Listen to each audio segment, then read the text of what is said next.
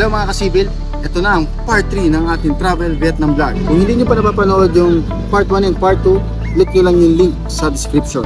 So wag na natin patagalin pa.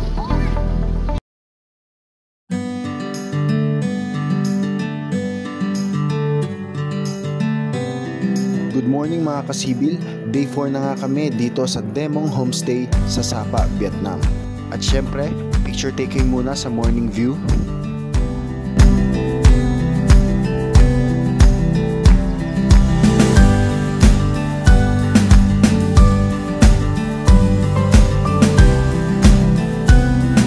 Na rin kami nag-breakfast sa Demong. May free breakfast kasi sila. Biyahe na nga tayo mga ka-civil sa unang adventure natin.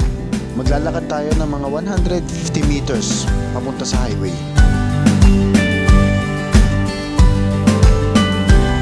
Nag-book nga kami ng Grab papunta sa unang spot natin. Take note, pwede kayong mag-rent ng motorcycle sa Demong. Ang unang spot natin mga ka-civil, Rong May Glass Bridge. Halos 1 hour ang biyahe namin dito from Demong. Pero huwag kayong mag-alala, wala naman kami na-encounter na traffic dito. Meron ding ticket dito at nakabook na nga kami kagabi pa lang sa Klook.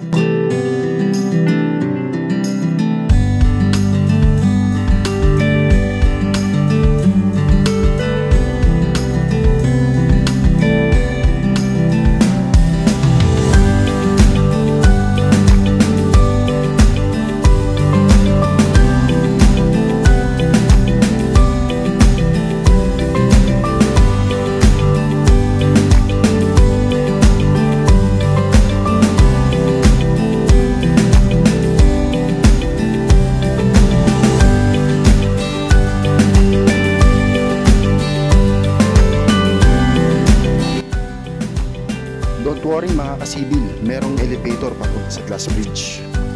Isang tip pala guys, huwag niyong gagawin yung ginawa namin na tinapay lang ang almusal. Kasi yun ang pre-breakfast ni Demong. Sa Sapa, need mo ng maraming energy kasi puro akyatin pala ang mga spots natin dito.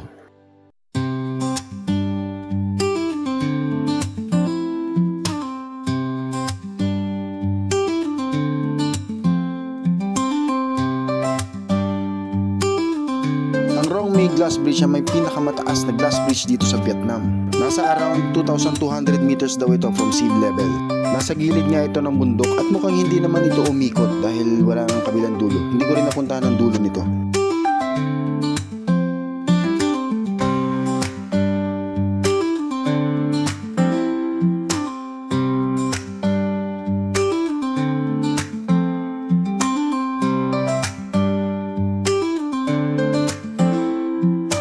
Kakalimutan magdala ng payong mga kasibil dahil kapag nagkaroon ng fog sigurado may ulan. Better be safe than sorry.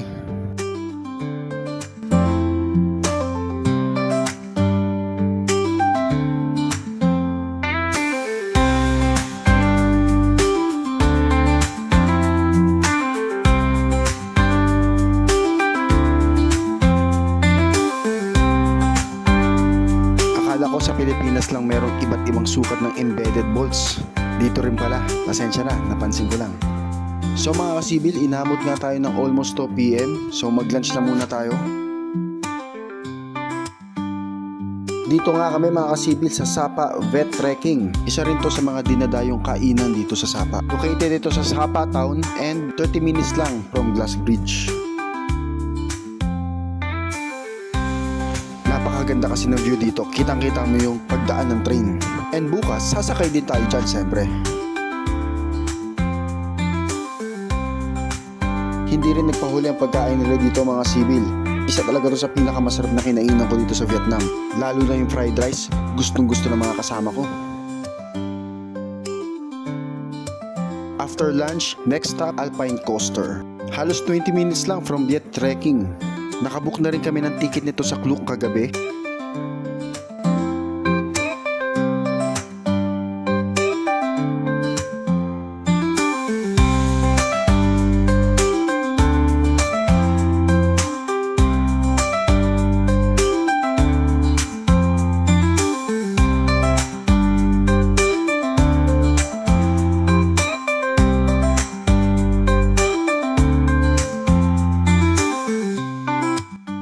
Then nag-ikot-ikot nga na kami dito mga kasibil sa Sapa Town. Picture taking.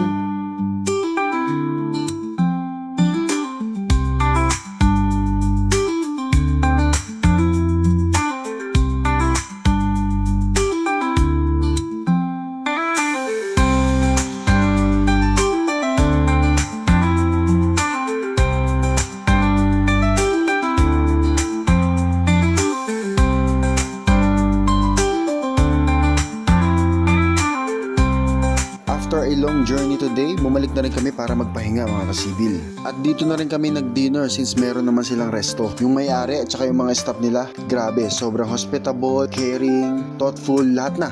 Talagang sulit ka dito. Dito yan sa demo.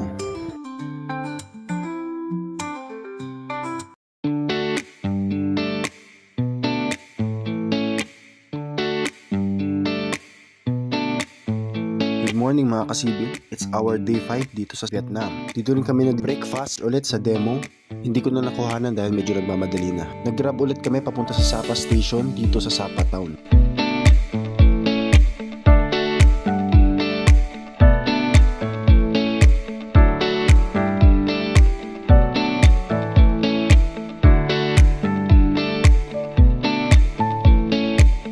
Nakabook na rin kami sa Klook no isang gabi para sa Sapa train.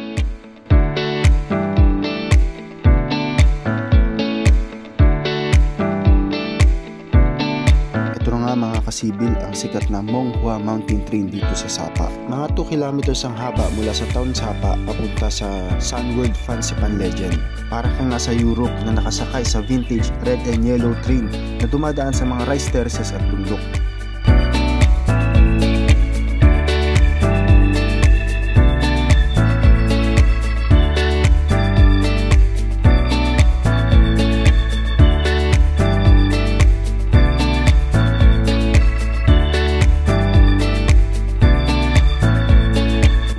Bago nga tayo sumakay sa cable car ay dadaan muna tayo dito sa Fansipan Legend Garden nila. Merong shortcut papunta sa cable car pero I suggest dumaan kayo dito dahil worth it ang picture taking at view. Medyo mahaba lang ang lalakarin at paakyat.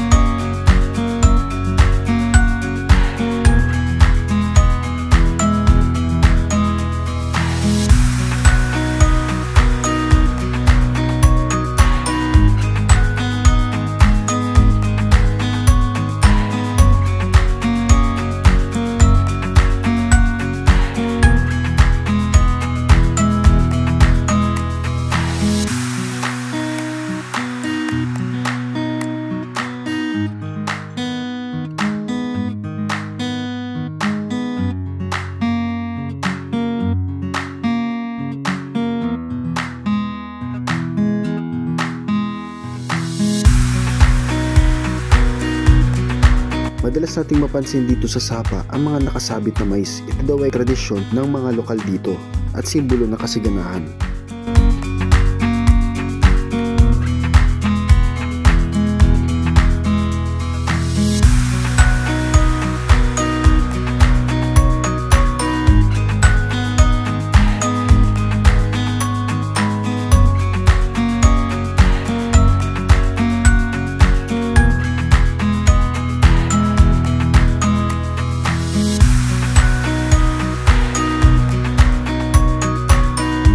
Pasakay na nga tayo dito sa cable car. Meron na rin kaming booking ng ticket dito sa Klook. Ang Fansipan cable car pala ang longest cable car in the world. Halos 6.3 kilometers ang haba. Halos 20 minutes ang biyahe namin paakyat.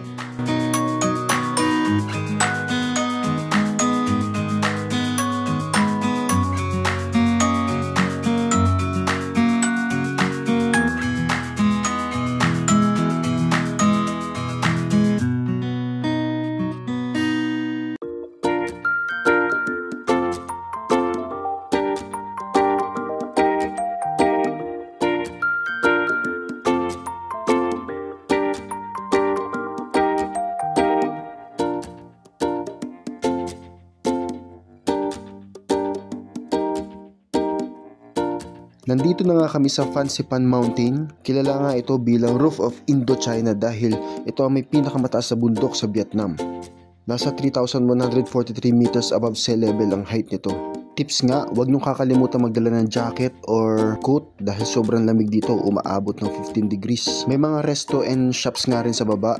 Para talagang mall na ang style dito. At ngayon, aakyatin na namin ang tuktok ng bundok.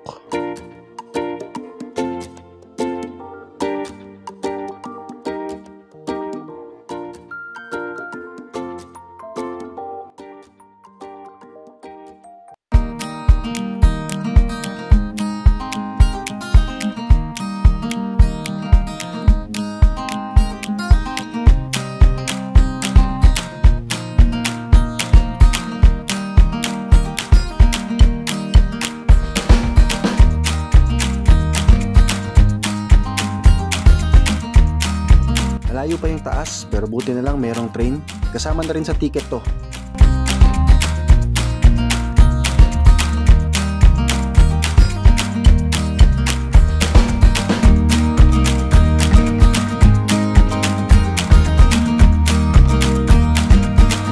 At sa wakas, nandito na nga tayo mga kasibil. Sulit ang akyat dito, para kang nasa ulap.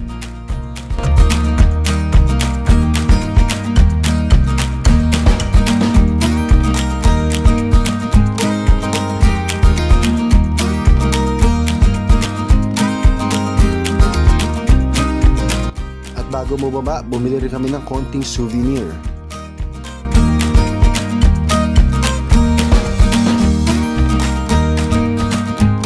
Namamangha talaga kayo sa pagkakagawa ng tourist spot na ito. Napaka-modern. Sinimulan daw ito ng 2013 and nagbukas ng 2016. O diba, halos 2 to 3 years lang nila ginawa. At ayun nga, nagpakita rin ng Vietnam.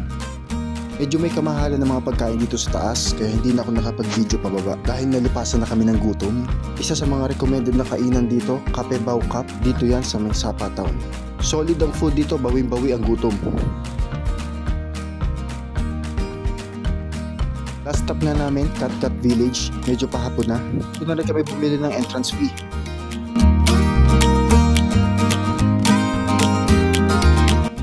At saka sa mga palad, hindi na rin kami nakatuloy sa baba dahil hanggang 6 PM lang daw pala sila. And last, dito na nga kami sa demong nag-dinner. Hindi na naman kami binigo sa mga pagkain nila.